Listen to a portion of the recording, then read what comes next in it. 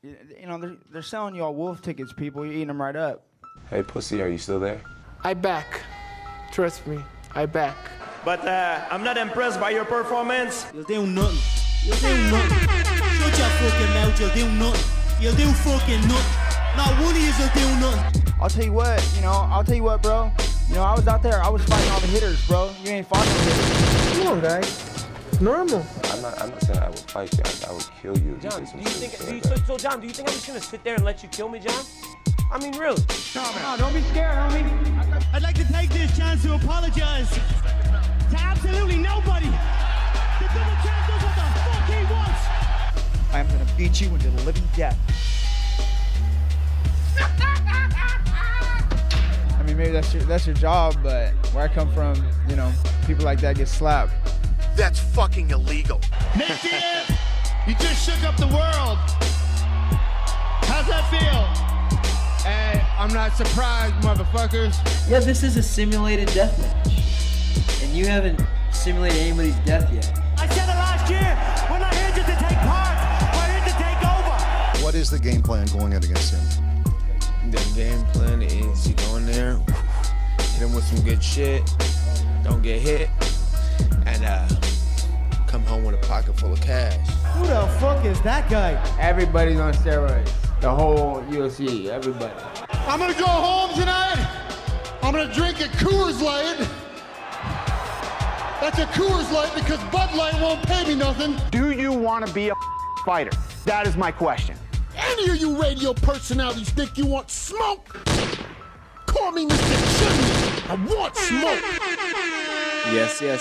What is up? MCR family. Another daily edition of the show live on YouTube, obviously podcast form, iTunes, Spotify, iHeartRadio, etc. I'm Matt, the hipster hunter. It is review day, and if you know what that means, you know what it is. If you don't, it means we're going to review all of the weekend's action from Maurice versus Alex Saucedo on Friday on ESPN, all the way to the UFC fight night, Magny versus Santiago, Ponzinibbio on Fox Sports 1, and everything in between. We're going to break down, review, analyze, and dissect today. Call in 323-870-4051. Press 1 to get in the queue. Hit the like button, share the show, subscribe. If you listen on podcast forum, drop that review. Shout out to Leonard Sterling, Rabitsky, Santiago in the chat early. Hope everyone's having a great Monday, even though it is a Monday. And quickly, before we get to the show, start talking about the fights and stuff, one little housekeeping note. If you've noticed the show, if you've been listening, if you're a habitual listener to the show, you know we usually start much later than this. Yesterday is our Patreon only show, Championship Rounds. That did not happen yesterday. My usual babysitter for my kid is out of town for a couple weeks. I know, very sad. Something about vacation, I guess. Whatever. Shout out to them. So scheduling and showtime is going to be really all over the place for the next couple weeks. Just sort of a housekeeping note for anyone listening, past, present, or future, and you're wondering why isn't the show tomorrow or the next day at the regular time. The next couple weeks are just going to be crazy in terms of scheduling and timing for shows. I cannot guarantee a show some days, and some days I can't guarantee the time of the show. But I'm going to try, as I always do, to produce and create as much content for you guys as possible, so you guys can, be a part of the sport, be a part of this community, and stay up to date, of course, on all the news and fights, etc.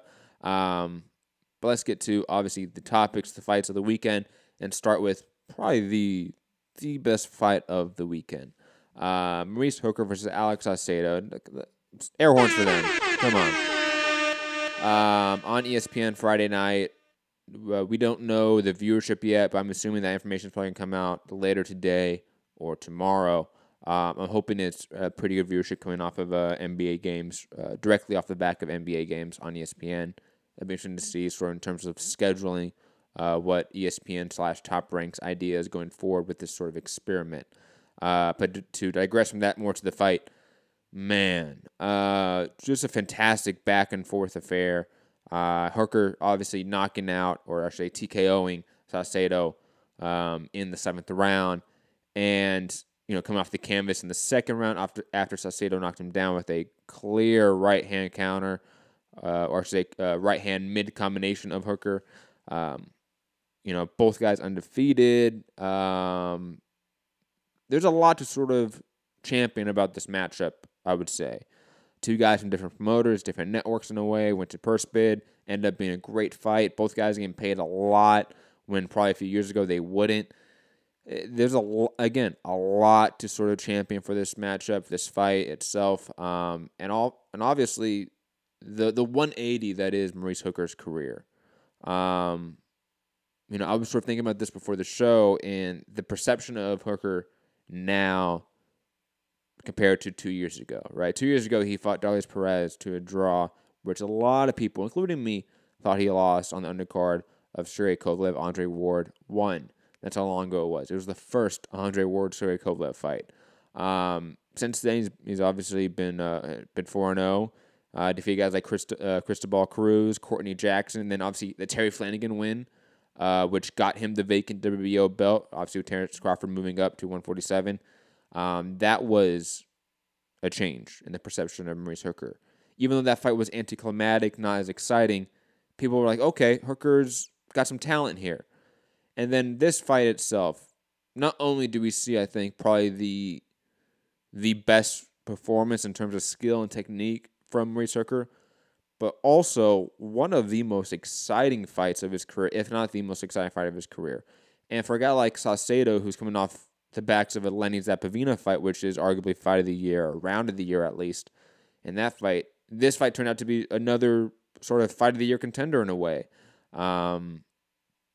Hooker, a guy that usually is slow-paced, not very active, works to negate his opponent's offense, threw 109 punches in the first round.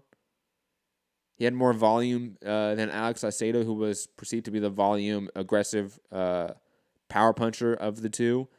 This fight just turned out to be fantastic in a lot of ways. In terms of how Hooker ended up getting the W, clearly Saucedo, while being offensively gifted in terms of combination punching, in terms of power, going to the body, there's a lot of things he does well.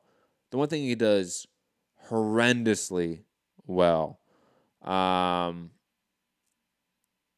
is his head movement. His ability to get off the center line while being aggressive, while chasing down his opponent, is all but non-existent, I would say. I don't think I saw really Saucedo slip or roll under any punches of Hooker in the entire fight. He relied on his chin, and he relied on his guard to really sort of parry, block, or absorb the shots of Hooker.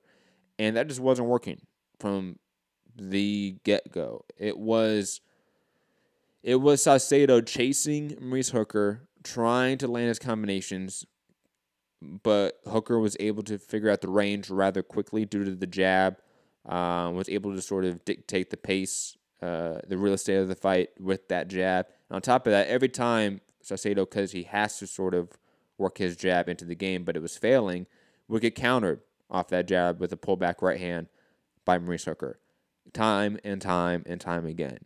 It was there and open every single minute of this fight. I don't know. I made the claim on social media that this is another indictment of Abel Sanchez and that school of training over there in Big Bear, because obviously Saucedo being trained by Abel Sanchez. I got some backlash for that, to be honest. I still stick by it though. Guys go over to Abel Sanchez and I don't see them really add wrinkles to their game.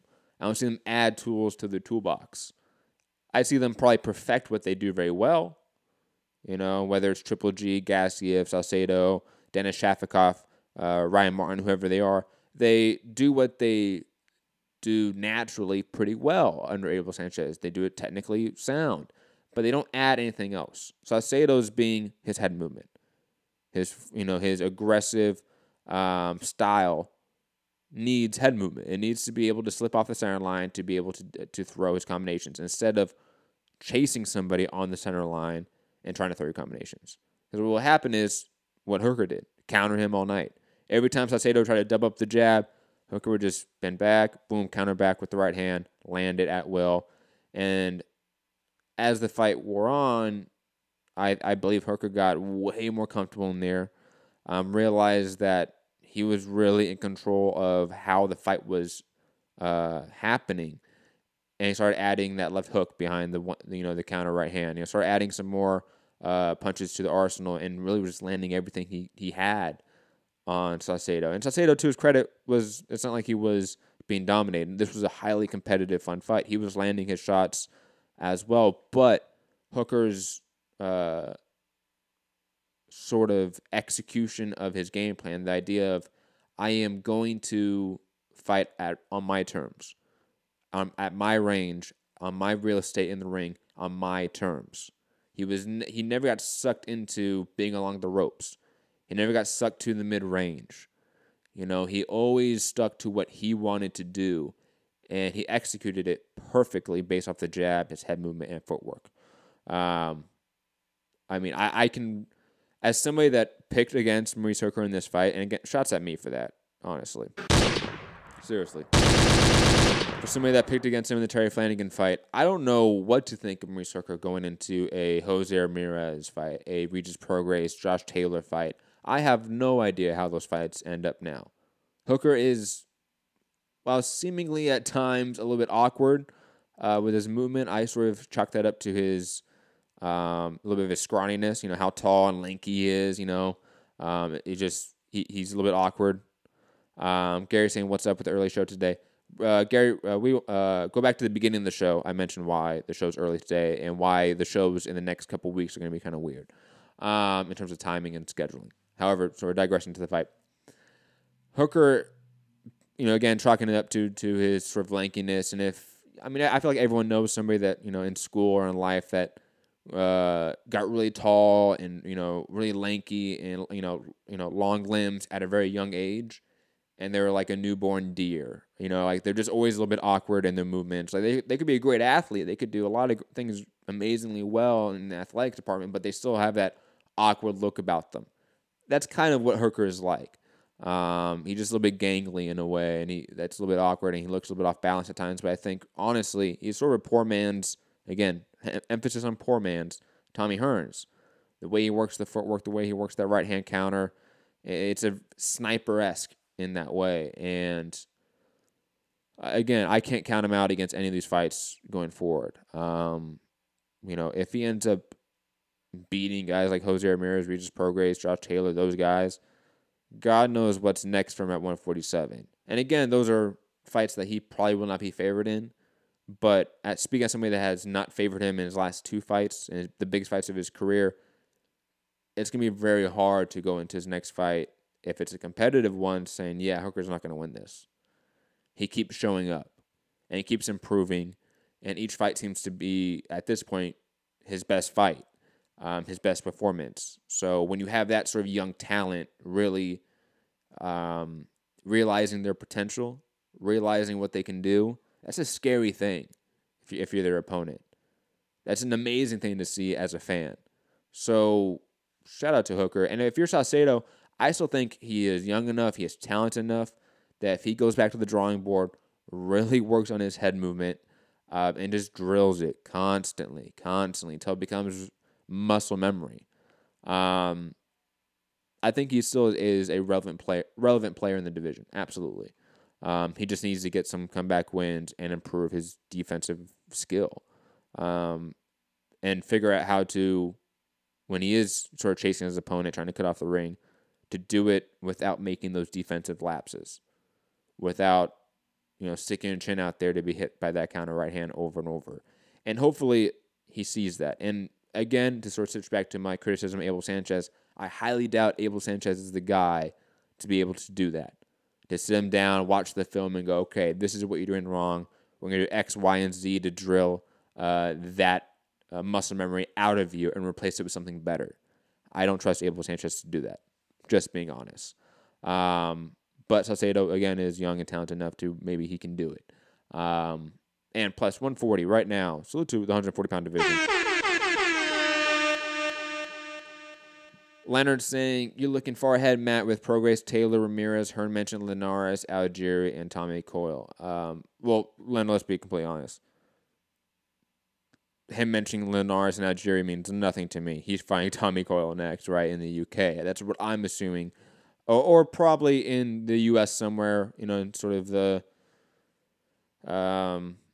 transitive nature of Matchroom UK and Matchroom US stable. Like, I can definitely see him sticking Maurice Hooker, like, in his hometown, which I forget where his hometown is. I think it's in Texas somewhere. And putting him on his own main event. That's a possibility, just mentioning it right now. Linares, Algieri.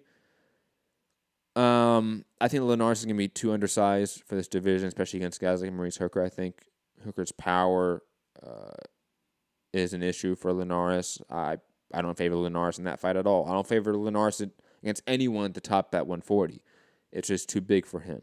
Algieri, he's been gone for so long.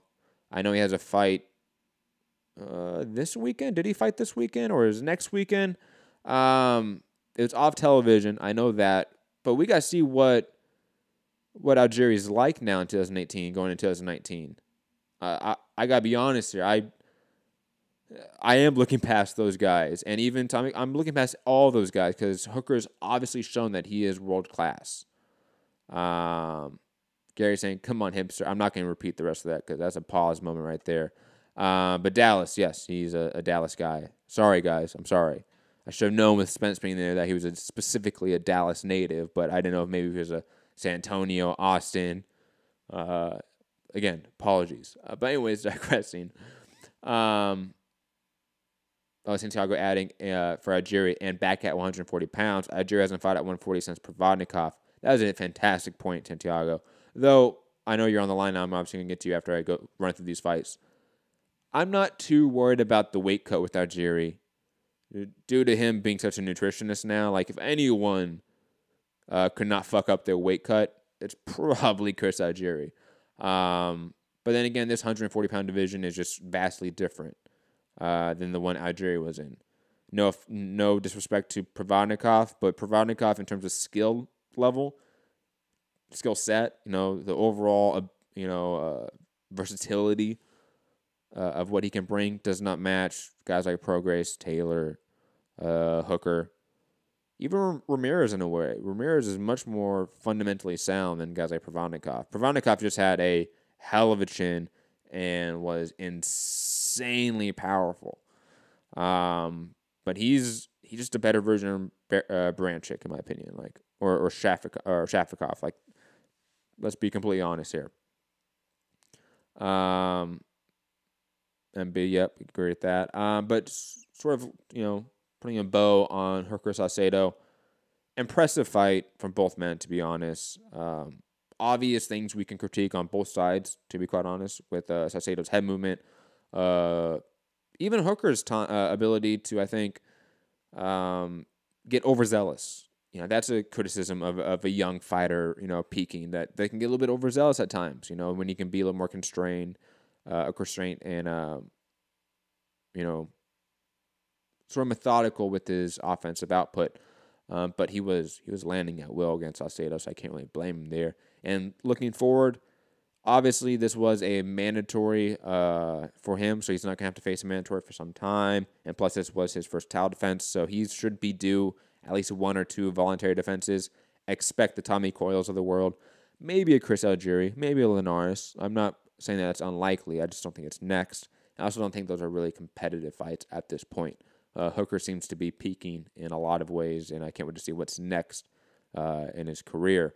Moving on from that card, because I'll be honest, there wasn't really much I wanted to see. Like the Cletus Selden fight, I could care less about. The fighter in the co-main, I'm not going to try to butcher his name, but the guy that is now basically in the spot to fight Terrence Crawford. He's undefeated. He's a heavy hitter. He's decent. I don't know if he's somebody that will get us up for a Terrence Crawford fight, but it is what it is. Definitely go back and watch those two if you are the hardcore of the hardcores, because if you're casual, you can just skip that one. I'll be completely honest. Moving on to the DAZN card, which, speaking of casual skipping, you can arguably skip this entire card. Big Baby Miller versus Bogdan Dinu. Leonard putting the name in the chat. Thank you, Leonard. I'm not going to try to pronounce it. I'm good. I know when I'm going to butcher a name. That's when I will butcher, and I will respect him enough to not, ruin it that bad. Big Baby Miller. God, he looked really poor in this fight, in my opinion. Obviously got the 4th round KO against Dinu, but up until the 3rd round, when really the body shots started taking its toll on Dinu, he was being outboxed, like clearly. He was struggling to find Dinu in the ring. Dinu was landing his jab at will, landing combinations. He was pretty decent on the back foot. One problem he had is that he continually got stuck on the ropes.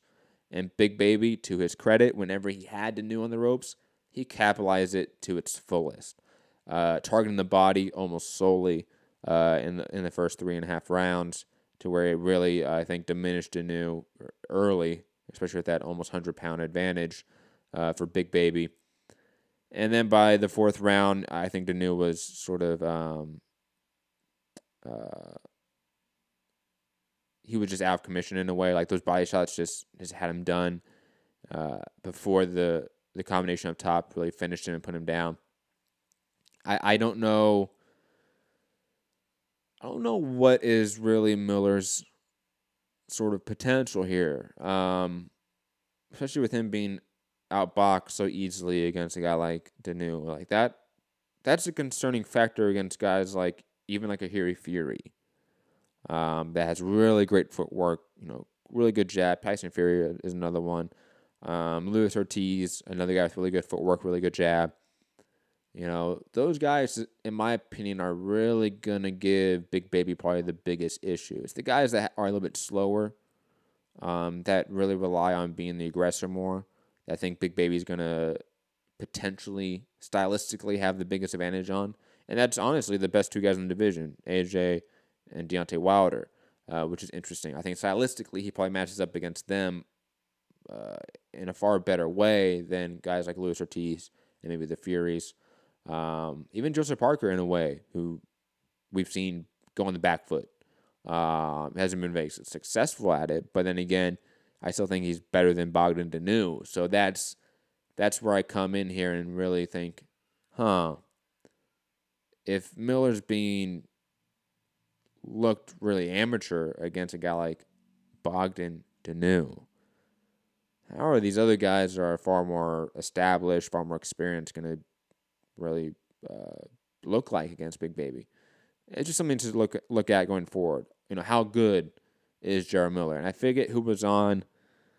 Somebody called in maybe last week sometime and sort of questioned how good Big Baby was. Maybe it was Gary. I can understand the criticism 100%, especially since these fights now are against opponents that we don't care about. Now we don't know. And he's still sort of looking mediocre. And it's going to be hard to reconcile with that and him sort of fighting that next level of competition, or even a couple levels above a Dinu or Thomas and Dominic, let's be honest. Brandon Rios versus Raymond Alvarez. I don't have much to say about this. Brandon Rios, please retire. Raymond Alvarez, please retire. Clarissa Shields versus Hannah Rankin.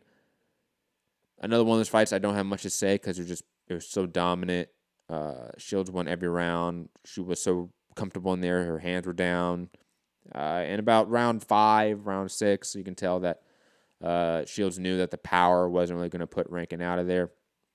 And she just decided to box with her and style on her. And to her credit, Shields showed that, her reflexes are some of the best in female boxing, but you really wish she can put out this level of opponent, and she can't. And that's at this point, it's an indictment on her power. Not that she doesn't have power, but that knockout power. I'm starting to question it in a way. Aaron Munoz, shout out to Power Patreon member. They're saying, Matt, what do you really think about Rios? Look, I love Rios, man, but come on, that guy should not be boxing. His his entire body looks like it's aged poorly. Like he looks like he has preset arthritis in a way. Like I'm just concerned about Rios. Like he should just not be boxing, period. And Raymond Alvarez, just trash. Like let's be fucking honest. And I forget who it was. It might have been on Twitter. It might have been. I forget who said this, but somebody said it that this is why Canelo never shows up to his brother's fights. Yeah, exactly. Like if you know your brother's that bad, why even show up? Like why waste the money? Shout out to a couple of the. Oh, I forgot about the Gabriel Rosado Luis Arias fight. Another one of those fights. Obviously ended up in a draw. I thought Gabriel Rosado won this fight. I think like most people did. I thought he won by a round, so I'm not going to be up in arms about it. But it's one of those where I thought Rosado won it. Luis Arias, to me, clearly showed in this fight that he is not world level. And in fact, I thought he looked worse in this fight than he did against Daniel Jacobs in his losing affair. Just athletically, he looked slower in this fight. He looked... like in terms of just like his guard, his just overall like stance, it looked just poorer. It looked more amateur-like. It was weird. It was a weird performance from Luis Arias. Yeah, he landed some really good, combinations to the body throughout, but Rosado, in my opinion, was just outboxing him. Landing the jab, was slipping his shots pretty well. Yeah, I'm not too impressed with Luis Arias, and let's be honest, these two guys have obviously met their ceiling in a way, and that's fine, but it is clearly that. Anthony Sims Jr. picked up a TKO win in the second round. Everyone was kind of critical of him. I thought he looked fine, to be honest. I think he continues to look pretty good and decent. Nico Hernandez picked up a win as well. I thought he looked Michael Conlon-esque, and I don't mean that as the highest praise. I mean that as he looks obviously to be a guy that is maybe a future top 20 guy, like top 15 guy maybe, but I don't see greatness in Nico Hernandez. But he outboxed him, clearly beat Jose Morales, but Jose Morales is a journeyman that's relatively young in his career being a journeyman. And I'm not going to mention the guy with the nickname White Chocolate just because that nickname is trash. Moving on to the Frankie Gavin fight and the Kerman Laranga fight. I don't know what people see in come on here. I don't think he's that great, especially at a junior middleweight. I think a guy like Jaime Munguia would destroy Kerman Laranga here. And Frankie Gavin, please never show up on ESPN or on U.S. television again, let alone maybe UK television. Let's be completely honest. Last boxing topic of the day, then I'm going to go to the callers, and then I'm going to talk about the UFC fight night, Neil Magny versus Santiago Ponzinibbio. To be honest, I have not watched the press conference with Manny Pacquiao and Adrian Broner. I know, I'm trash. Shots at me. So I'll watch it. I'll be honest. But I'm going to watch it on my own time. But Pacquiao confirming he's going to work with Freddie Roach again, as Freddie Roach will be a supervisor in the Adrian Broner fight. I don't know really how Lance Sterling saying, isn't Kerman Laranga a welterweight, not a 154-pound fighter? He was, but this fight was at junior middleweight, so I don't know if he moved up. And he does look like a pretty big guy, to be honest, so I thought he just moved up, to be quite honest. Anyways, digressing, there's nothing really much to say about the press conference. It said everything we already know. That is one thing I will say about boxing. There's a couple things I'm going to say about the press conference, actually. One, they need fans at the press conferences. I don't know why they don't do that. I think it's ridiculous. Just open up to the public. Trust me. Have an audience there. It's a theatrical event. You can't have a theatrical event without an audience. It just falls flat.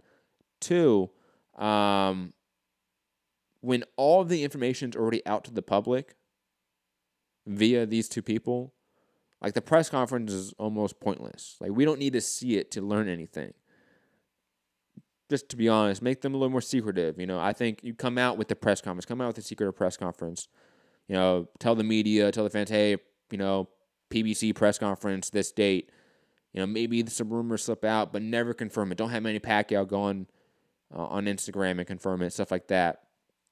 You know, again, add some theatrics to a theatrical event. It's not that hard, I feel like. This is promoting 101. We're going to go to the callers. Starting off with Santiago. We're going to talk about, obviously, the fights that happened this weekend. And the Pacquiao-Broner conference as well, and any other news that anyone wants to talk about as well. And future show coming up, I've been doing a lot of research on what is happening with the World Anti-Doping Agency, a.k.a. WADA, and basically its complete fall from grace and how it's crumbling right now. I'm working on getting a interview set up for that with a professor, a doctor on this topic, and delve more into how this has happened, what the ramifications are, how we fix it, etc. You know, what the role of the media should be, what the role of the fans should be in this entire process of PD regulation, PD reform. So just keep an eye out for that announcement. That's going to be a separate show from, you know, this one. It's going to be a different time. It's going to be something completely different on its own with that interview, again, with the professor on this topic. But anyways, going out to the callers, 323, a.k.a. Santiago. Santiago, how you doing? Doing good, man. Just here, lounging around, not much to do at work today. And one of the first things I got to really say is that I'm happy that this Saturday, not this Saturday, but this Friday actually, the fights were actually pretty smooth in transition. I got to watch the Showbox card. I got to see the All Access, and I got to see Hooker Saucedo without them overlapping too badly with one another. So I enjoyed that. And then, you know, early on, and I was definitely rooting for Saucedo for the win, so I got to eat crow for that. But early on, it definitely looked like Saucedo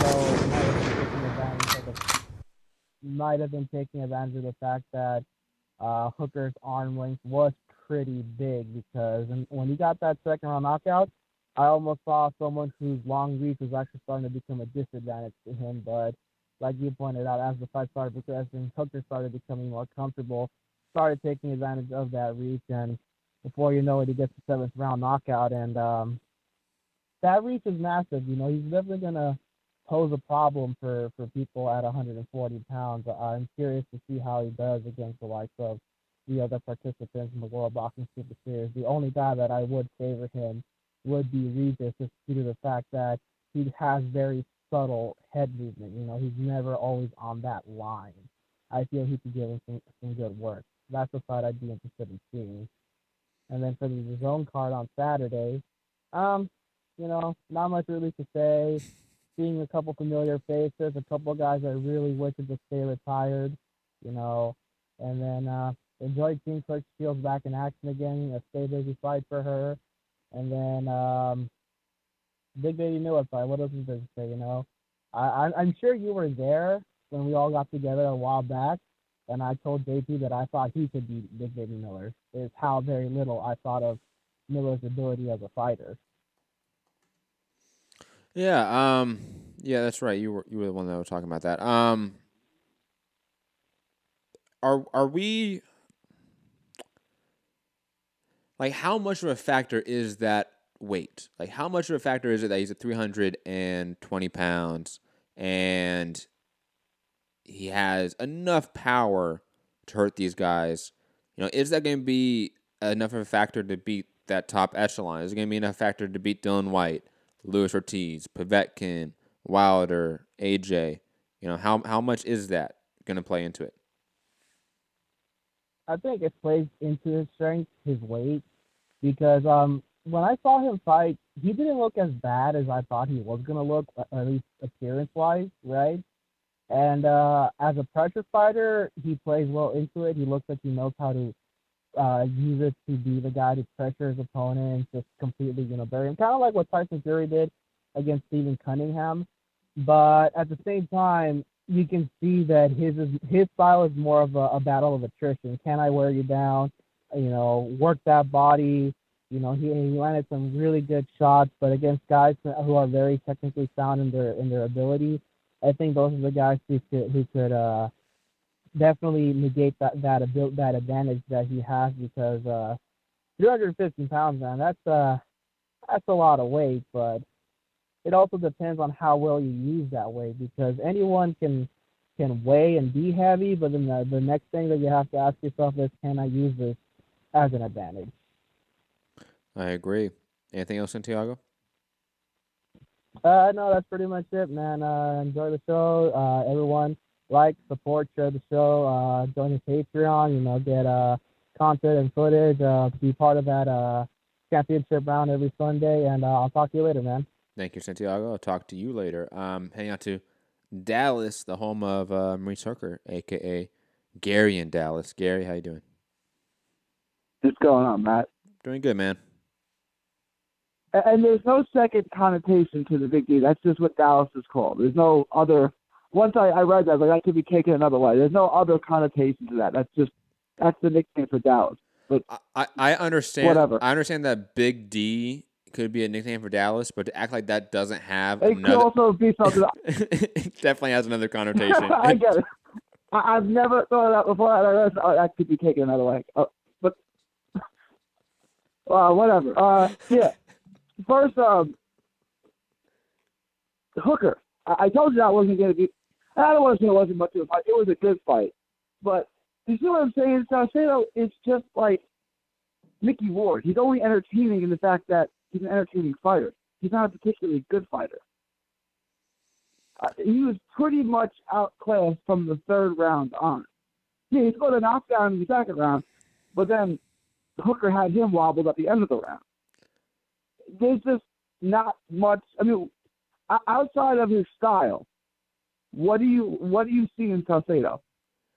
I think Mickey Ward is harsh. Maybe because I think Mickey Ward is just not that great, while some people think Mickey Ward's this great guy.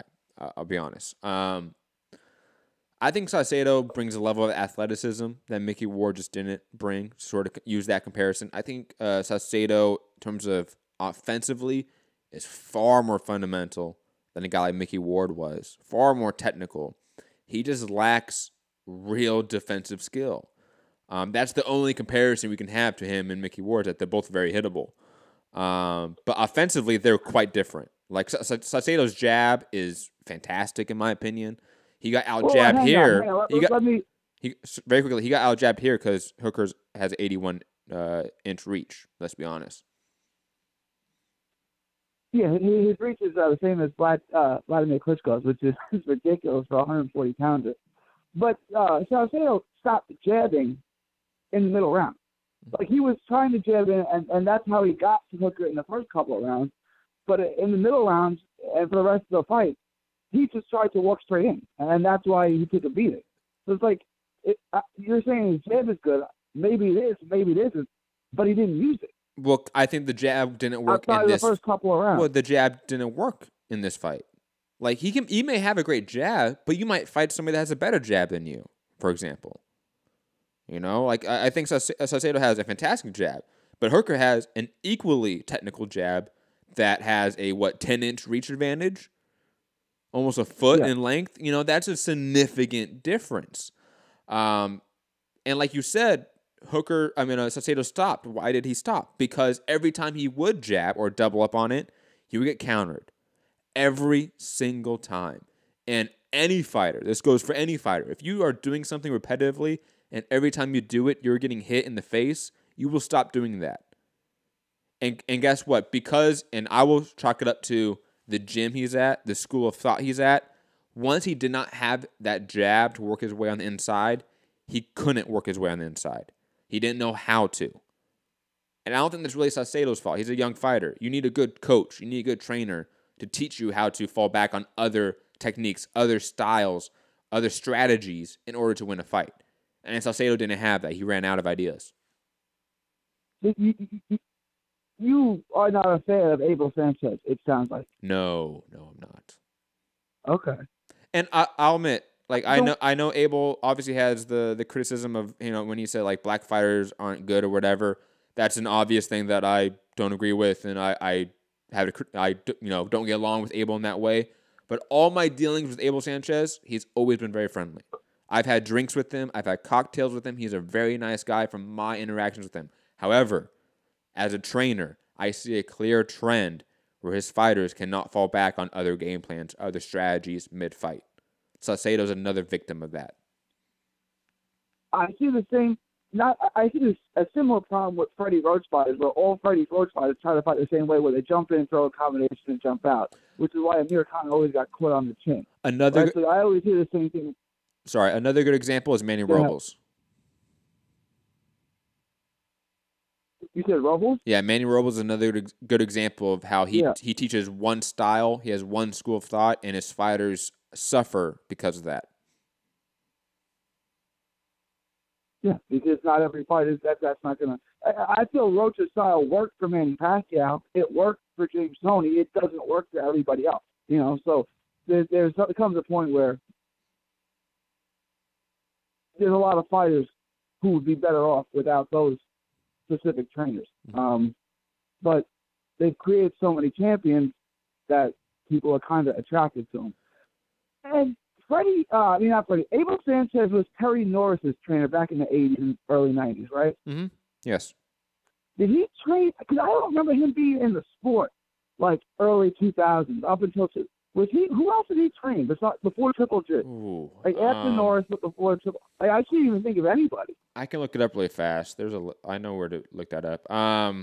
Terry Norris is obviously like his first big one, and I feel like there was a big gap from that to like a Triple G.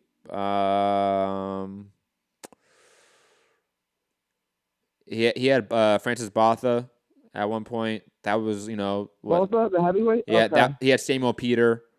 So he had some heavyweights. In the early 2000s. That's about it. Okay. And then that's the Hooker. Oh, and very quickly. Sorry. One name I saw and I just didn't register. Carlos Baldomir. He had Carlos Baldomir back in the day.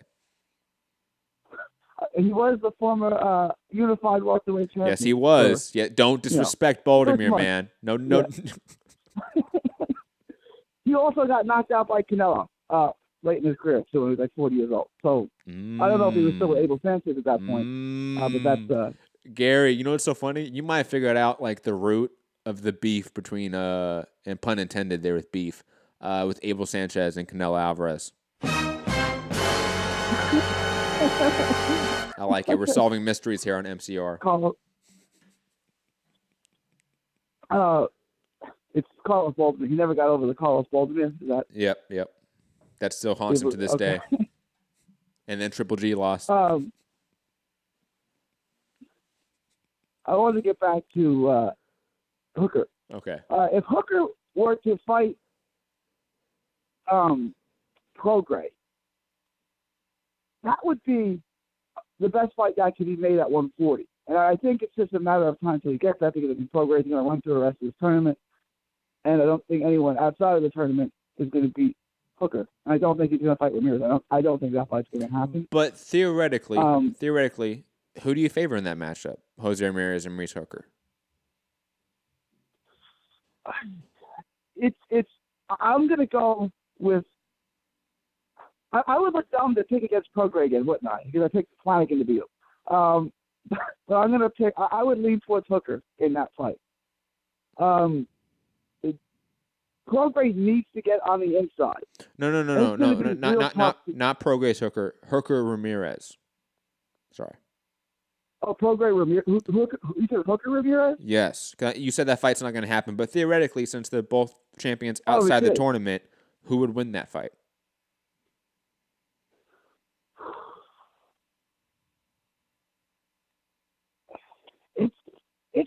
I look at Hooker, and I just see another Paul Williams. But Ramirez is real good. I got to lean towards Hooker. Although stylistically, Ramirez is such a better boxer. He's so much defensively more responsible, defensively better than Hooker. Hooker's kind of basic. It's jab, right hand. Sometimes he hooks off it. It's just that he's so long. it's almost impossible to get on the inside of him. Plus, he has really good timing. Towards Hooker. Plus, I mean, Hooker has really good timing, good speed, obviously, like good footwork. Like, there's some other things he has that adds to those basic combinations in a way, like you say. And then in a pro-grade fight, who would you favor in a Hooker pro-grade? Would you take Hooker over Ramirez? Right now, if I had to pick, I would probably lean Hooker versus Ramirez. I think Ramirez would fall probably into the same problem that Saucedo does, Saucedo did. I'll be honest. I really don't see any fundamental difference between Saucedo and Ramirez in terms of what they do, what they want to do in there. But Prograis, because of the head movement, because his ability to slip off that center line, his ability to throw hooks off of that, that's quite impressive. That's James Toney-like in a way. And even, I know you don't really, I think, highly rate guys like Josh Taylor, but I think even guys like Josh Taylor with that southpaw stance would present a lot of issues for Maurice Hooker. I'm not ready to say Hooker is king of the division yet off of Saucedo, who you have said is not that good. But I definitely think Hooker probably beats Jose Ramirez stylistically. But Prograis, that's a tough one. I probably lean Prograis, to be honest. And Josh Taylor, I think, is 50-50.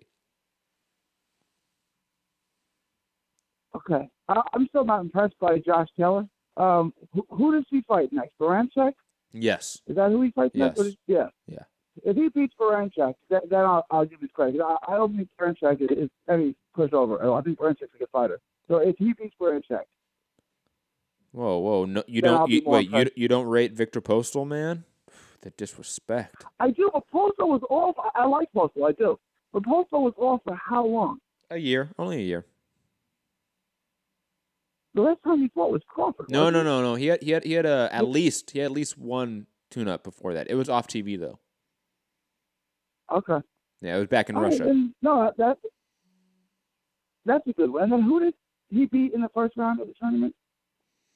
Taylor? Yeah. Who was it? God, I'm trash right now for not remembering. Hold on, let me look it up. Keep talking, Gary. Keep talking. Okay, yeah, you don't want dead air. Yeah, I think Baranchek is going to be Ryan Martin. The biggest test. Ryan Martin. Oh, I say, yeah. Another Abel Sanchez fighter who we see the same trend in, just saying. Yeah, that was a total out. He looked right. He looked good in that fight. He totally outclassed him, though. I mean, that wasn't competitive for 2 seconds. So he does look good. But if you want me to say he's going to be guys like Prograis or Hooker, I want to see him beat Baranchek, because I think Baranchek is good. I don't think that's going to be an easy fight for him. I don't even know that I'll pick him to win that fight, but we'll see. And then the other thing was I wanted to get on Big Baby Miller real quick, because you're right, but I'm seeing a double standard here. When Deontay Wilder gets outboxed by the first 3-4 rounds by Jarrell Washington, and then knocks him out in the fifth, you say, "Oh, that's Deontay Wilder. That's just he's just setting up his right hand." When Big Baby Miller gets outboxed for 3 or 4 rounds, and then wears the guy down and chops him down in the, whatever round it was, 5th round, 6th round, he's flawed. Do you see a double standard there? I can see why you think there's a double standard. I'll tell you why there isn't one. Jarrell Miller, clearly, in my opinion, does not have the one-punch knockout power of Deontay Wilder.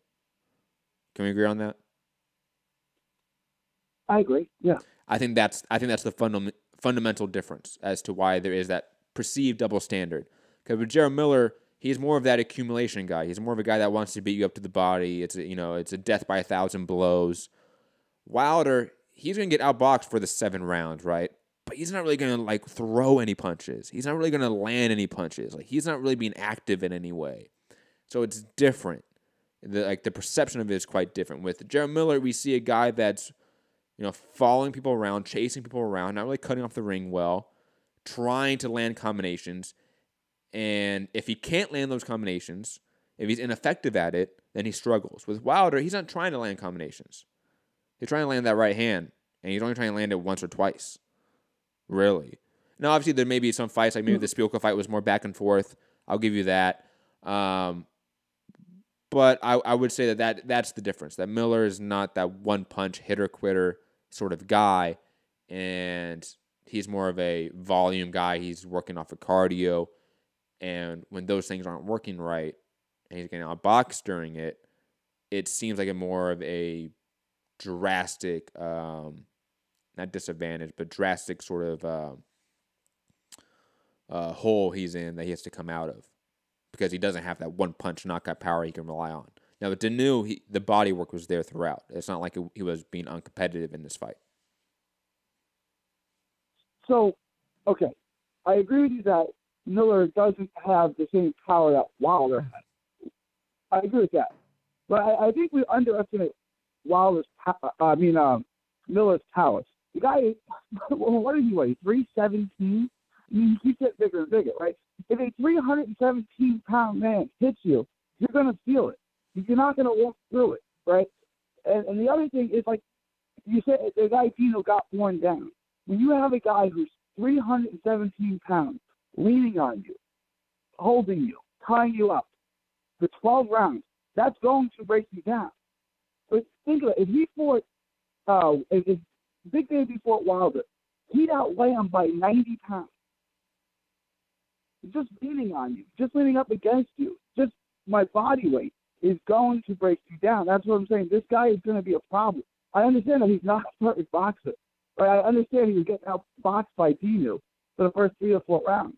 But I don't know how anyone stands up for 12 rounds against a 320-pounder who's leaning up against you with his body weight and throwing body punches and keeps coming forward. I just don't know how anyone's going to stand up to that. Duhaupas did it. How much? Yeah, you're right. But I could say Severn in the first fight stood up to Wilder's power for 12 rounds. Yeah, but he also, I agree, definitely agree. I think Severn's a much better opponent than Duhaupas, though. Can we not agree on that? That's true, especially at that point. Yeah, I'd agree with that. I think I said this when I was talking about Miller fight. I know you came in a little bit late. I don't know if you heard it, Gary, but stylistically, guys like Wilder and Age are probably the easier fights for a Big Baby. It's the Luis Ortiz that's really gonna give him an issue. That combination of light footwork and combination power from Luis Ortiz. Guys like the Furies, they're gonna give him issues because they have their footworks and their overall boxing skill.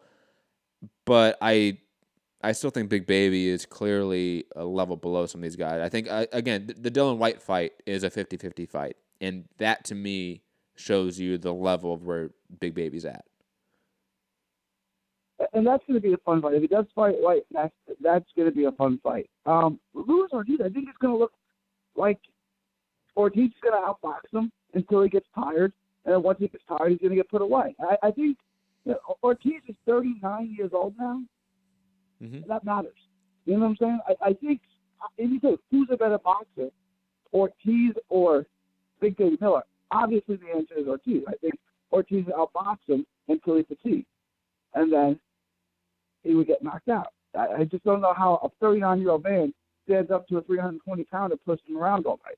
Eventually, he's going to fatigue, and that's what Big Baby has for him, is that he can keep up his work rate, and he's 320 pounds. So it's like Shaq, right? Like Hakeem Olajuwon was the most skilled big man you'd ever seen in your life.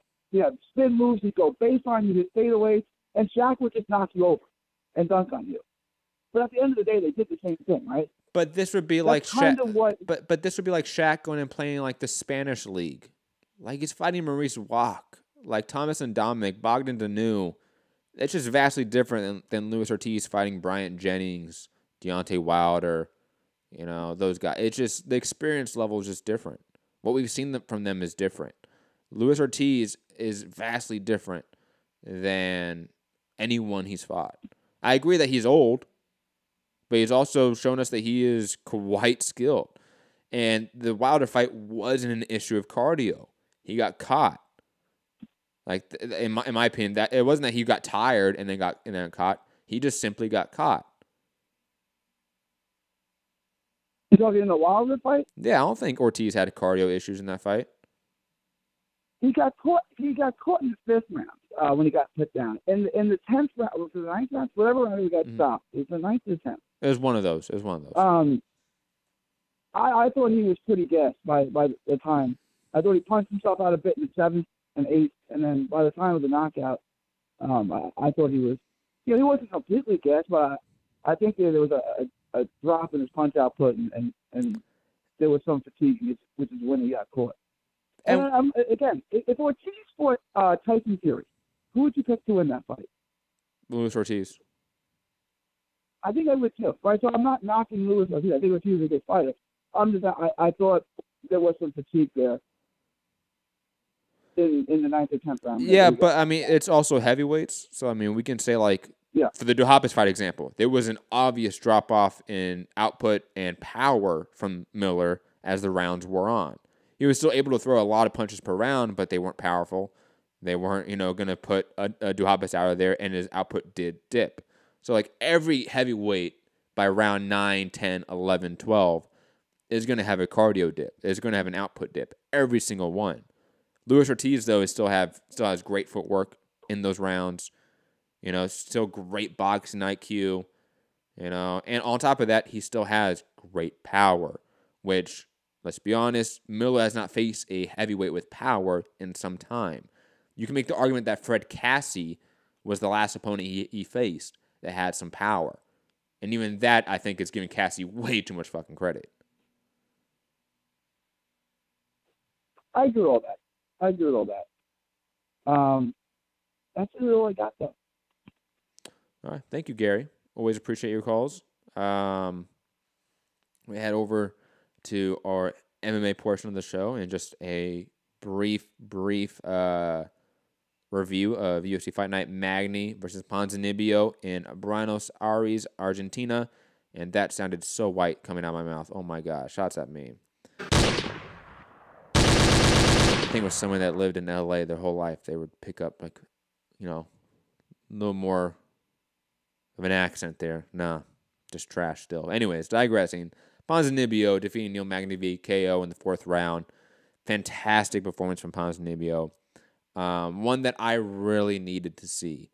As somebody that has criticized Ponzinibbio in the past due to his cardio, due to his, in my perception, just a lack of elite skill. He is really good at a lot of things, but elite skill I never truly saw in Ponzinibbio. I saw a powerful guy, an athletic guy, an explosive guy, but a really rough around the edges fighter.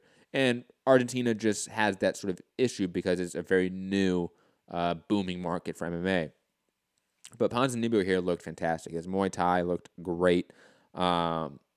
His dedication to the leg kicks, his dedication to the jab to the body, which set up a lot of his hooks up top, was fantastic. And in terms of MMA, is elite. I know I probably still have some boxing fans listening over, and they don't understand how just jabbing to the body is quote-unquote elite. But in MMA, when you see anyone jab to the body as a game plan, as a strategy, and actually execute it, it's elite. Because boxing skill is still very limited in MMA as a whole, generally speaking. So Ponzinibbio, I think, improved in a lot of ways, plus his cardio held up. In that 4 rounds, 4.5 rounds of action almost, he looked fantastic in it. Methodical. He never sort of punched himself out. And he just brutalized Neil Magny for 4 rounds. From the first round on, it was a pretty one-sided affair, dominant. And for a guy that is an Argentine, obviously main eventing in the first UFC event in Argentina, potentially a huge star-making performance for him in his home country. Obviously, I'm going to have to sort of, go to certain people that are on that beat and to sort of get an idea of what what the numbers were reached in Argentina. But hopefully it's a big one. Hopefully it's he has sort of that effect that Anderson Silva had when he went back to Brazil. Conor McGregor had when he went to Ireland. All these guys go when they sort of fight in their hometown, in their home country, in a burgeoning, booming market. and Argentina is one of them. Probably behind Brazil, they are the biggest market in South America for MMA. And now it's the first UFC, main event, event, and then the main event is an Argentine fighter, huge for him. Ricardo Lamas defeating Darren Elkins via TKO in the third round. Absolutely just, I'm not going to say dominant because I think Lamas looked a little bit slow in there. He's looking a little bit old, to be honest, but just his technical prowess was far better than Darren Elkins, and every time he did get into the ground, he was landing vicious ground and pound, and got him out of there relatively early. Johnny Walker defeating Khalil Roundtree Jr. via KO elbow in the first round. Huge performance for Johnny Walker in his UFC debut against a guy who just beat Gokhan Saki by KO, and defeating that guy by KO. And I will say this, Johnny Walker does definitely seem like a douchebag, and I mean that as politely as I can. He definitely has that factor to him, but this was a great performance, and 205 is a barren wasteland division. Let's send this guy in the expedited line towards the top because A, I wouldn't be mad with him getting hit, and 2, he arguably deserves it, let's be honest. And last fight I'm going to talk about on this card, Cynthia Calvillo versus Paulina Bocello, defeating her via submission, rear naked choke. Calvillo coming in off of a long layoff due to a suspension due to marijuana, which is so archaic now in 2018, but she had, I think it was either a 6-month or a year suspension. It was either relatively short or it was actually a pretty long suspension for her first time. Really emotional post-fight interview. She was crying. It was just good stuff. It was good entertainment. Seeing somebody that needed this win, was on the path towards Fighter of the Year last year, winning 4 times last year before the suspension, and now coming back with a dominant first-round submission, obviously showing that she is clearly still a force in that division at 115 pounds. Can't wait to see what's next for Cynthia there. But, ladies and gentlemen, that is going to be it for the show. Hope you enjoyed it. We'll be back Wednesday for sure. Wednesday sometime for sure. I don't know. I'm not going to say regular time, but Wednesday for sure we will be back. Tuesday, which is tomorrow, maybe. It's a very hesitant maybe. Unlikely maybe, but it's a maybe. But anyway, I hope you guys enjoyed the show. Definitely leave a comment below what you thought about the fights that happened this weekend, who you thought had the best performances of the weekend, who you thought had the best fight. Big Nick saying, come on, guys. Ortiz is so overrated. Nick, you got to call in next time. 323-870-4051. Press 1 to get in the queue. If you are international, email me, MixedCommentRadio, to get a free international permanent call-in link. And actually debate that, Nick, because I would love to debate if Ortiz is overrated or not. That would be a fun debate. But anyways, have a great day. Stay safe out there. Peace.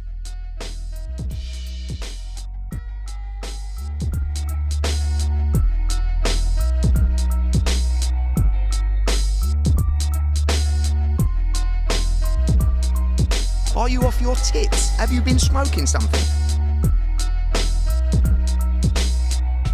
I'm Phil. I'm very Phil. Where is this Burger King? Everybody's on steroids. The whole UFC, everybody.